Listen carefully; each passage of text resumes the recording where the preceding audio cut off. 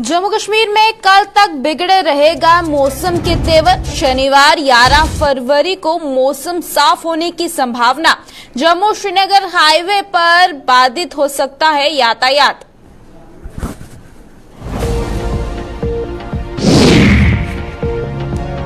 दूरदराज के दुर्गम इलाकों में सेना व वायुसेना निभा रही बड़ी जिम्मेदारी। नावापच्ची से गर्भवती महिला को एयरलिफ्ट कर पहुंचाया किश्तवाड़ अस्पताल। बर्फ से ढके इलाके में एक परिवार के लिए बनी देवदूत। पालतू कुत्तों का पंजीकरण न करवाना पड़ेगा महंगा। जम्मू नगर निगम 5,000 रुपए का करेगा जुर्माना। 500 रुपए में ऑनलाइन होगा नया पंजीकरण। रिन्यू करवाने पर देने पड़ेंगे 300 रुपए।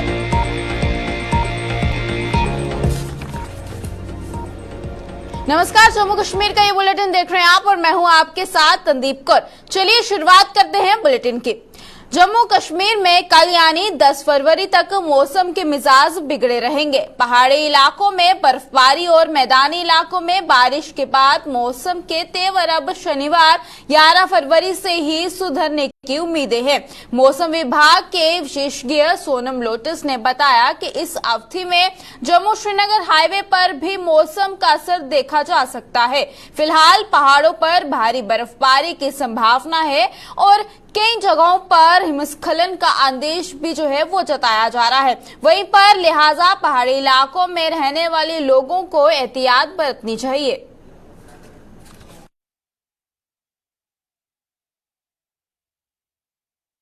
चार से 5 इंच तक बर्फ होने का इम्कान है आज देर रात और कल के बीच में।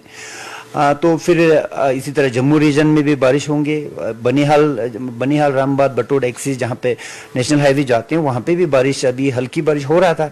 तो अभी ये बारिश आज़ाद को इसका वहाँ पे भी बारिश होने का इम्कान है, जिसकी वजह से नेशनल हाईवे पे भी उसका खस करके आज देर रात और कल के मुकाबले कल के दरमियान पड़ सकता है। स्नोबाउंड एरिया में, पहाड़ी इलाकों में, एवलांच प्रोन एरिया में रहते हैं तो उनको अगेन एडवाइस किया जाता है, अगेन फिर दोबारा हम एडवाइस किया जाता है कि आप लोग सावधान रहिए, क्योंकि बर्फबारी काफी हुआ है तो एवलांच हो सकता है। अभी सर्दी के बीच में बारिश का बर्फ तो होंगे। अभी सीजन खत्म नहीं हुआ, winter is not yet over, तो we are still in winter. अभी फरवरी के महीने अभी बचा है, तो देखते हैं बीच बीच में बारिश बर्फ तो होंगे। जम्मू कश्मीर में मौजूदा समय में बर्फ से ढके दूरदराज के इलाकों के लिए सेना और वायुसेना हमेशा से ही देवदूत की भूमिका निभाती आ रही है। ऐसे दुर्गम इलाकों में मरीजों को अस्पतालों तक पहुंचाना आम लोगों के लिए हमेशा ही टेढ़ी खीर साबित होता है, लेकिन सेना व वायुसेना के प्रयासों से ऐसे कई लोगों को नया जीवन मिल रहा है। ऐसा ही कुछ किश्तवाड़ के नावापच्ची इलाके में देखने को मिला, जहां अचानक ही एक गर्भवती महिला की तबीयत बिगड़ने पर उसके परिजन सकते में आ गए और उन्होंने सेना के नजदीकी यूनिट से संपर्क साधा। ये सूचना मिलते ही सेना हरकत में आई और वायुसेना की मदद से इस महिला को चॉपर से एयरलिफ्ट कर जिला अस्पताल किश्तवाड़ पहुंचाया। वहीं स्थानीय लोगों ने इस ऑपरेशन के दौरान सेना व वायुसेना के जयकारे लगाए और इसी के साथ मदद के लिए उनका आभार भी जताया।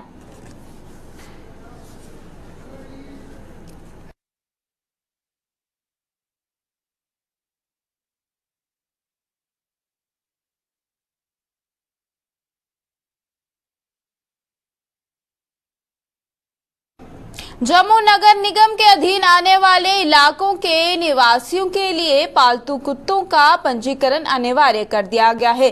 पालतू कुत्ते रखने वालों ने अगर ऐसा ना किया तो उन्हें इसका खामियाजा 5,000 रुपए देकर जुर्माना वो भरना पड़ेगा। इसके लिए नगर निगम लोगों को ऑनलाइन तरीके से पंजीकरण करवाने की सुविधा भी दे रही है। इसके लिए कई औपचारिकताएं वो निर्धारित की गई हैं और साथ ही साथ पंजीकरण के लिए 500 और पहले से ही हुए पंजीकरण को रिन्यू करवाने के लिए 300 रुपए की फीस निर्धारित की गई है।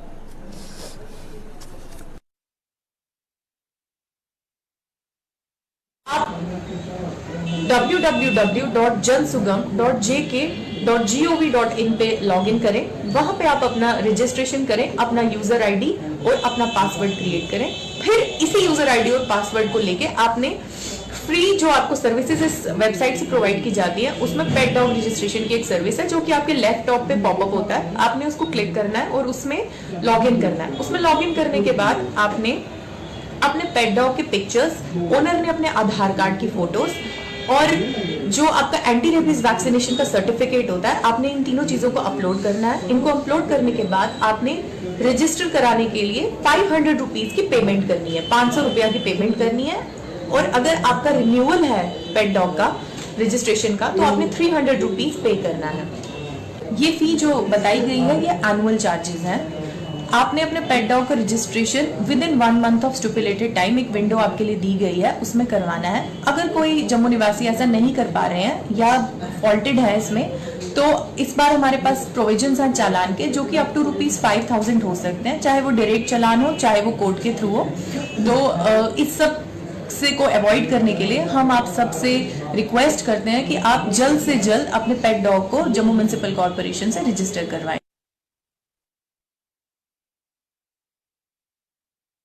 पूर्व मुख्यमंत्री महबूबा मुफ्ती के दिल्ली में किए गए प्रदर्शन के विरोध में आज जम्मू में शिवसेना डोगरा फ्रंट द्वारा प्रदर्शन किया गया।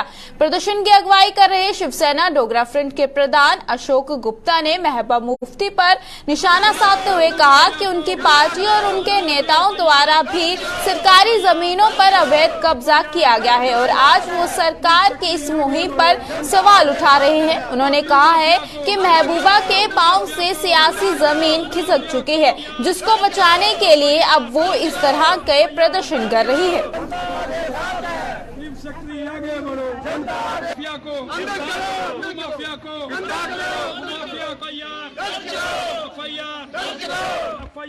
जमीन जा रही है वहाँ प्रदर्शन नहीं कर सकते कि वहाँ उसको ये शक है कि वो जो जिस जमीन के लिए कर रहे हैं वो जमीन उसके पांव से निकल गई है बाहर। वो जमीन को मला किसने है? वो जमीन पर कैप्चर किसने किया? उस पर कब्जा किसने करा है? पीडीपी का कार्यालय बठिंडी के अंदर जो है, जिसको तोड़ दिया गया, वो किसका था? एक पार्टी जिसका कार्यालय श्रीनगर के अंदर भी है, जम्मू के अंदर भी है, भू माफिया।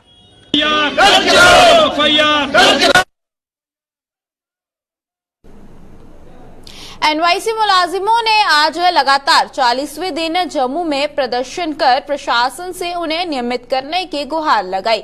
भाजपा के जम्मू स्थित मुख्यालय के बाहर प्रदर्शन करते हुए इन लोगों ने आरोप लगाया कि उन्हें आश्वासन पर आश्वासन दिए जा रहे हैं, लेकिन जमीनी सतह पर अभी तक उनकी सुध नहीं ली गई है। प्रशासन भी उनकी मांग को जायज मानती है और लेकिन इसे विडंबना ही कहा जाएगा कि अभी तक उनके हक में कोई भी फैसला नहीं लिया गया है।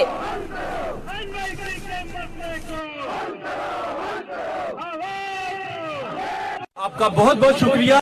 मेरा नाम सुनील राजपूत है और ये जो आप देख रहे हो झूठ आए रोड पर धरना प्रदर्शन कर रहा है, ये एनवाईसी झूठ है, जिनको यहाँ की सरकार हर डिपार्टमेंट यूज कर रही है, उनसे काम ले रही है और बस हमें सिर्फ आश्वासन दिया है कि आपका मसला हल करवाएंगे। भारतीय जनता पार्टी कार्यालय के सामने यहाँ प्रदर्शन करने का एक ही मकसद है, इन्होंने हमसे वादे किए हैं कि आपका ये जो मसला हम हल करवाएंगे, आपको आपका हक दिलवाएंगे, हमसे जो सरकार ने वादे किए हम पूरे करेंगे। आज हम सारे नजरें अड़ाकर बैठे हैं कि कब आप हमारा मसला हल करेंगे। हम यहाँ धरना प्रदर्शन करते हुए हम सबको 40 दिन हो चुके हैं और हम इस उम्मीद से बैठे हैं कि कब हमारा ये मसला हल होगा। चीफ सेक्रेटरी साहब, एलजी साहब, Ravinder Rana sir, even that की सेंट्रल सरकार भी मानती है कि इनका मसला जायज है। अगर मसला जायज है तो कब हमारे मसले को हल किया जाएगा?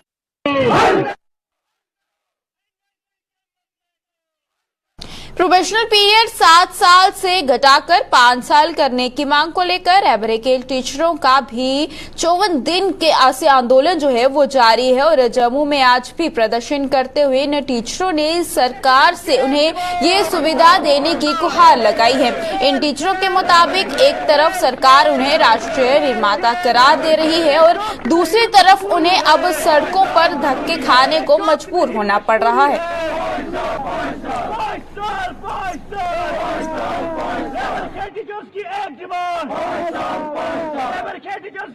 रहबर खेल टीचर्स है, अब 54 डेज हो गए, लेकिन अभी आपके नए जम्मू एंड कश्मीर में हमारी नई सुनाई हुई है। हम रहबर खेल टीचर्स सड़कों पे है और मैं आपके माध्यम से यूटी एडमिनिस्ट्रेशन से यह कहना चाहता हूं कि आप जम्मू एंड कश्मीर के बच्चों को क्या मैसेज देना चाहते हो, यही आप पढ़ो लिखो फिर सड़कों पे आ जाओ। आपके रहबर खेल टीचर्स जिनको आप कहते हैं नशे बिल्डर्स, आपके नशे बिल्डर्स सड़कों पे। हमारी डिमांड है क्या, हम कोई आसमान नहीं मांग रहा है। जैसे हमारे जम्मू एंड कश्मीर में पिछले 20-25 सालों से पॉलिसियां चल रहे थे, रहबर पॉलिसी चल रही थी, उन सबका प्रमोशन पीरियड 5 साल ही था। हमारे साथ इनजस्टिस क्यों जाती है, क्यों? हम यही चाहते हैं जो हमारा प्रमोशन पीरियड है वो सिर्फ और सिर्फ 5 साल ही होना चाहिए। 5 साल।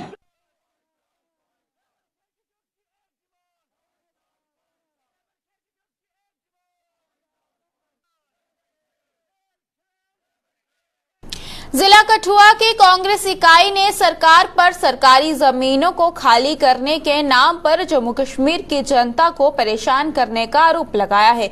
कठुआ में आज एक प्रेस कॉन्फ्रेंस को संबोधित करते हुए कांग्रेस के पार्टी के ब्लॉक अध्यक्ष विश्व डोत्रा ने मौजूदा सरकार पर निशाना साधते हुए कहा कि इस मामले में सरकार की करनी और कथनी में बेहद अंतर है। एक और प्रदर्शन कर रहे प्रदेश के उपराज्यपाल गरीब लोगों को जमीनें खाली ना करने की बात कर रही है, तो वहीं दूसरी ओर राजस्व विभाग गरीब लोगों की जमीनें खाली करवा कर उन्हें बेघर कर रहा है।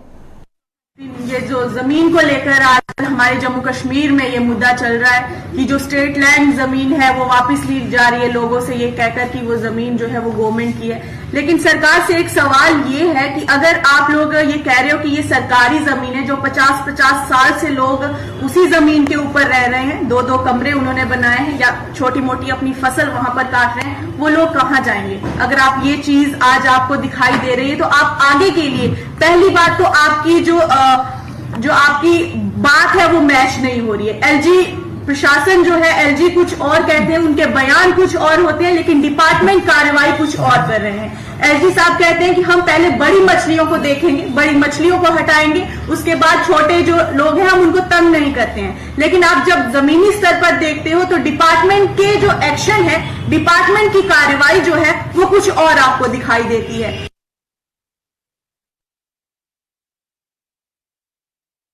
जेके सीमेंट लिमिटेड द्वारा जम्मू में आज पेंटिंग के काम में महारत रखने वाले ठेकेदारों और श्रमिकों के लिए टेस्टिंग एंड सर्टिफिकेशन प्रोग्राम का आयोजन किया गया। इस प्रोग्राम के दौरान इन लोगों को कंपनी के अधिकारियों और वहीं पर कई अहम जानकारी देने के साथ साथ उन्हें सर्टिफिकेट भी मुहैया करवाया, ताकि आने वाले समय में वो सरकारी स्तर पर होने वाले टेंडरिंग प्रक्रिया में भी भाग ले सके। इस प्रोग्राम का आयोजन नीति आयोग के सोचने कंस्ट्रक्शन इंडस्ट्री डेवलपमेंट काउंसिल द्वारा किया गया था।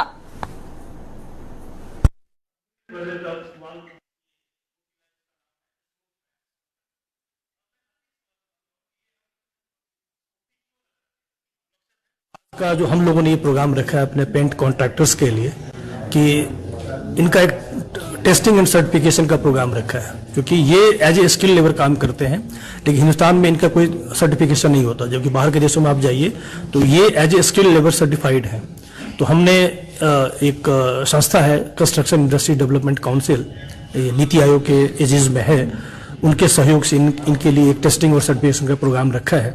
हम इनको इस टेस्टिंग सर्टिफिकेशन के क्या वैल्यूज हैं, क्या इनको बेनिफिट्स होगा, वो हम बताए हैं। फिर अपने प्रोडक्ट्स के बारे में बता रहा हूँ कि आप कैसे इसको इस्तेमाल करते हैं और बढ़िया से बढ़िया इस्तेमाल करें कि बेहतर रिजल्ट है। और ये जो इनको इस सर्टिफिकेशन के जरिए हम एक सर्टिफिकेट देंगे और एक आई कार्ड देंगे पेंट एप्लीकेशन स्पेशलिस्ट का, और इसके बाद ये किसी गवर्नमेंट डिपार्टमेंट जो टेंडर्स होते हैं वो टेंडर्स में भी एलिजिबल होंगे। और आजकल गवर्नमेंट सीपीडब्ल्यूडी, पीडब्ल्यूडी, जितने भी गवर्नमेंट प्रोजेक्ट्स हैं, इवन जो बड़े प्रोजेक्ट्स हैं, वहां पर ये बायलॉज कंपलसरी हो गया है कि कंस्ट्रक्शन साइट पर only and only skill certified labour और कॉन्ट्रैक्टर और पेंटर्स या मैसन ही काम कर सकते हैं। सूचना एवं प्रसारण विभाग द्वारा जम्मू स्थित कॉमर्स कॉलेज में आज एक सांस्कृतिक कार्यक्रम के साथ साथ एक संगोष्ठी का आयोजन किया गया। इस कार्यक्रम का मकसद बच्चों में सामाजिक मूल्यों और सांस्कृतिक प्रथाओं के प्रति जागरूक करना था।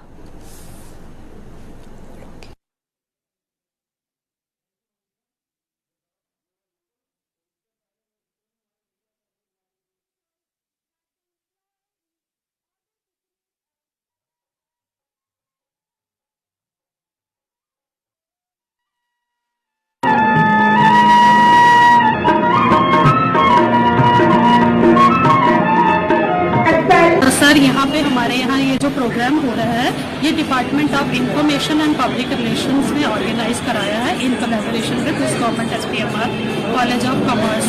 सर ये जो प्रोग्राम है ये सिम्पोजियम और कल्चरल प्रोग्राम करा रहे हैं जिसमें हमारे बच्चे और ये डिपार्टमेंट जो है बढ़ चढ़ के पार्टिसिपेट कर रहे हैं। Cultural practices for sustainable environment के लिए है, तो ये बच्चों में वैल्यूज और कल्चरल प्रैक्टिसेस के लिए इनकुलकेट करने के लिए ही ये प्रोग्राम सर ऑर्गेनाइज कराया जा रहा है।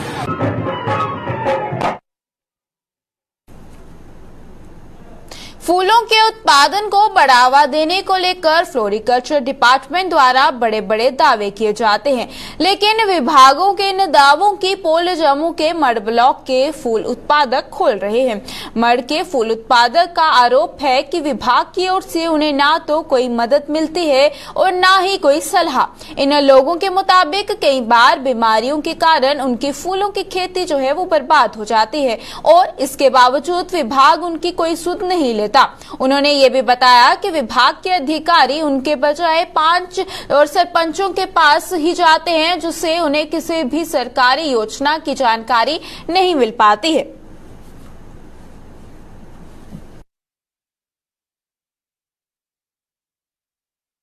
फ्लोरिकल्चर डिपार्टमेंट से ये हमारी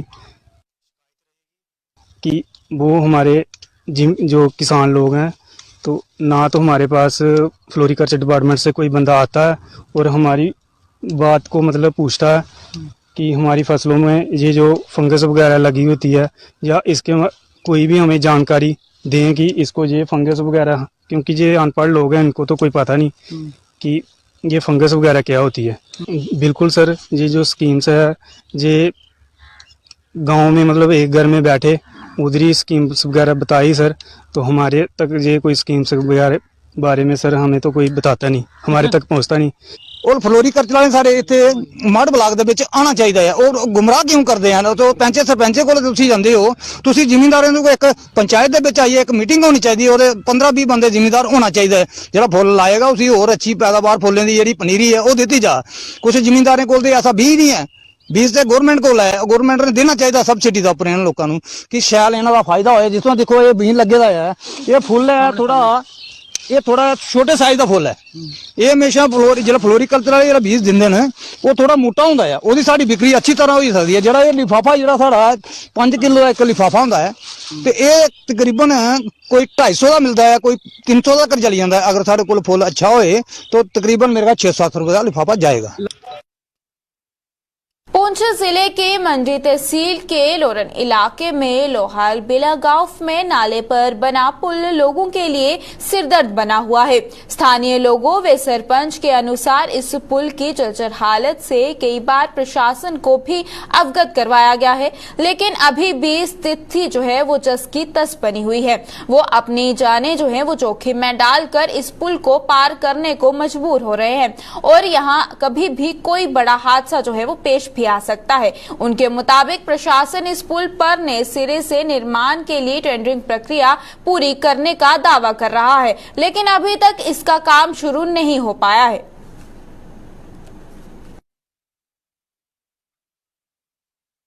लोरन के पंचायत नई बेला का ब्रिज है जो तकरीबन आज से तकरीबन 50 साल कबल बना हुआ ब्रिज है, जिसके साइड वाले पाए बिल्कुल गिर चुके हैं और इसके साइड वाले जो लोहे के रस्से वगैरह डाले हुए थे शुरू के वो बिल्कुल बोसीदा होकर के गिर चुके हैं।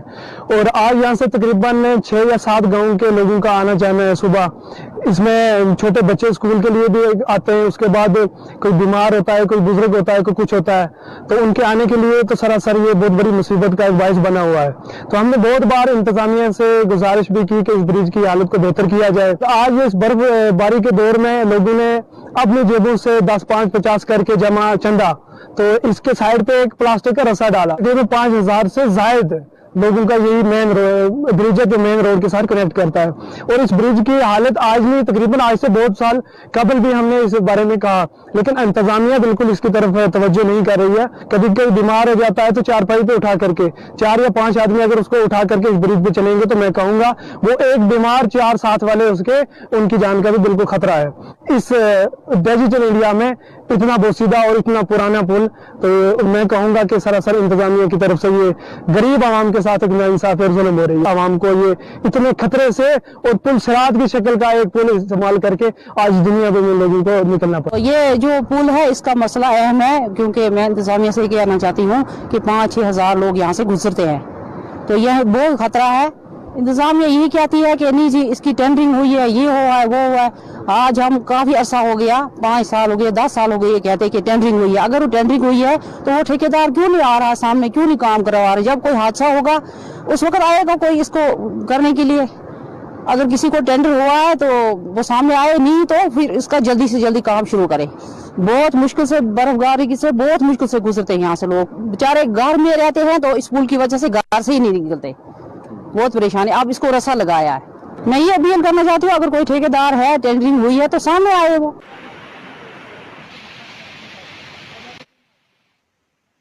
गुजरात में होने वाले राष्ट्रीय कथा शिविर में भाग लेने वाले बच्चों को आज तड़के जम्मू के गंतव्य के लिए रवाना किया गया। इस शिविर में जम्मू सूबे के 100 बच्चे भाग ले रहे हैं, जिन्हें आज जम्मू में सीआरपीएफ ट्रांजिट कैंप से 36वीं बटालियन ने के अधिकारियों और जवानों ने गुजरात के लिए भेजा।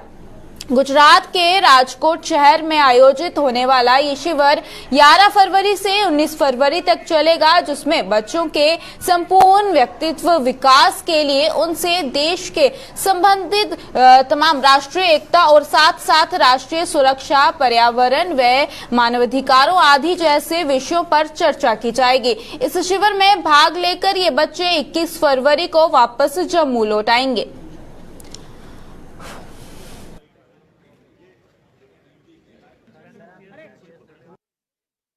आप सबने देखा, आप यहाँ पर ऐसे आए, अभी एक ओपनिंग सेरेमनी हुई, इसमें राष्ट्रीय कथा शिविर जो प्रासला गुजरात में ऑर्गेनाइज किया जा रहा है, उसमें जम्मू संभाग से 100 बच्चे और उनका 5 स्टाफ जो है टीचर्स, उनको भेजने का गवर्नमेंट ऑफ इंडिया की तरफ से सीआरपीएफ के द्वारा हमारे आईजी और डीआईजी साहब ने के डायरेक्शंस में बताया गया था, तैयार करके उनको इक्विप करके उस कथा शिविर में पार्टिसिपेट करने के लिए भेजा जाए। इसी क्रम में हमारे 100 बच्चों को पूरा इक्विप किया गया यहाँ से, उनके स्टाफ के साथ, उनको अपने स्टाफ उनके साथ भेज करके उनको अभी ओपनिंग सेरेमनी करके उनको उस राष्ट्रीय कथा शिविर में पार्ट लेने के लिए गुजरात राजकोट के लिए रवाना किया गया।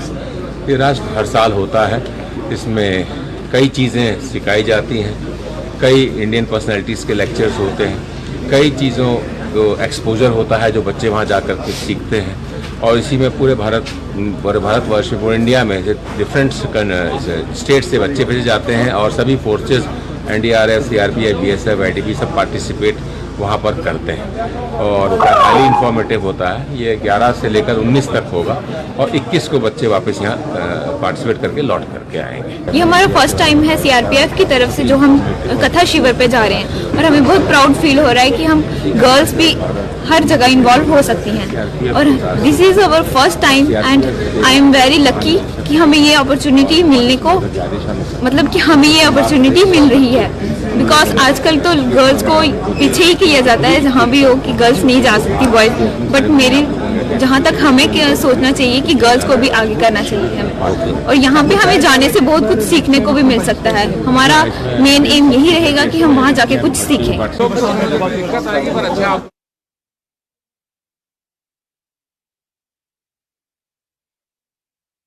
जम्मू कश्मीर के इस बुलेटिन में फिलहाल इतना ही। इसी के साथ मुझे दीजिएगा इजाजत। नमस्कार।